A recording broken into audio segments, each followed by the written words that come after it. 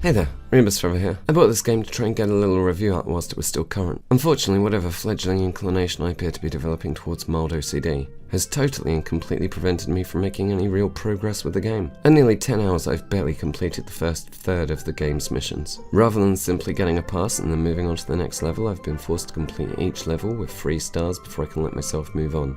So now this game no longer appears in Steam as a popular game, I reckon this is the perfect time for my defunct and inefficient channel to cover the game, especially since this game is mostly based around the idea of generating efficiency. So, if like Ronald McDonald, your fantasy plan for human obliteration has always involved making Homo sapiens eat their way to extinction, if Factorio got your appetite going but became a sprawling and confusing buffet, then what you'd prefer is a more focused, crafted and coherent meal.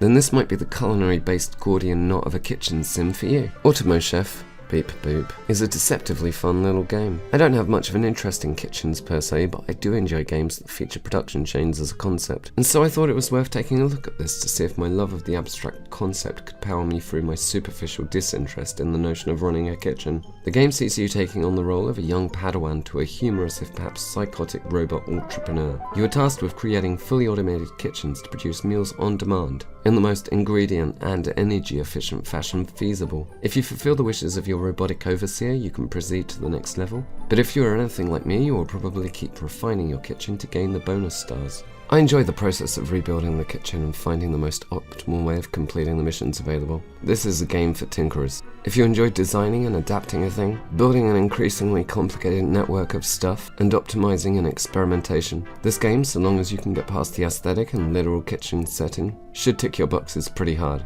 An early mission might see you tasked with producing a fairly simple production chain, only requiring a few products to be dispensed with relatively few stages of preparation before being combined into a product and being sent through to the shop floor. The more recent missions have required multiple meals with multiple ingredients that need to be cooked and processed and then wrapped or combined, while meeting the challenge provided by rushes in demand and exacting food critics who expect their food more immediately. I've spent a good chunk of time with the game. The appearance and sounds are charming enough, though no real draw for me. However, the gameplay is solid and engaging. The game manages to be at times both overwhelming, as I feel this sort of game ought to be, but also it manages, so far at least, by virtue of its clear graphics and inherent familiarity us organic consumers of food products have with the stages of food production. This makes the confusion instinctively deconstructible.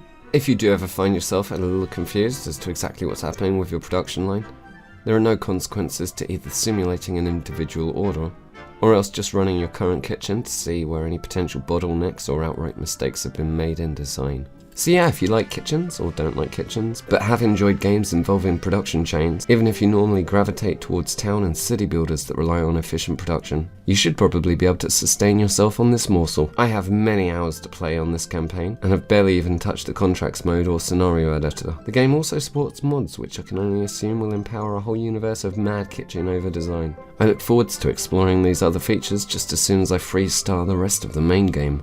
So yeah, maybe consider checking it out. Thanks for watching, share my stuff someplace if you feel inclined. My channel views still make me feel a bit like the time I found out that EA had bought Westwood Studios. And you know, be well. I enjoyed the process of rebuilding the kitchen and finding